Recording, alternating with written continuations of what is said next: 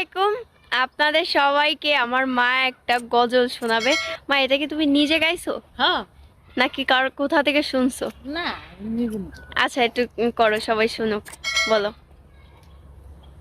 ইয়া রাসূলুল্লাহ, ইয়া হাবিবাল্লাহ, আপনি আমার গুণ নবী, আমার দেহ মন বলে নবী নবী, আমার দেহ মন বলে নবী নবী। ইয়া রাসূলুল্লাহ, ইয়া হাবিবাল্লাহ, আপনি আমার গুণ নবী, আমার দেহ মন বলে নবী নবী, আমার দেহ মন বলে নবী নবী। মাশাআল্লাহ, কত সুন্দর করে গাইছে দেখছেন। আমার মা কিন্তু একা একাই এটা শিখছে, কিন্তু কোথা থেকে শোনে নাই বা দেখে নাই। সবাই দোয়া করবেন আমার বাবা মার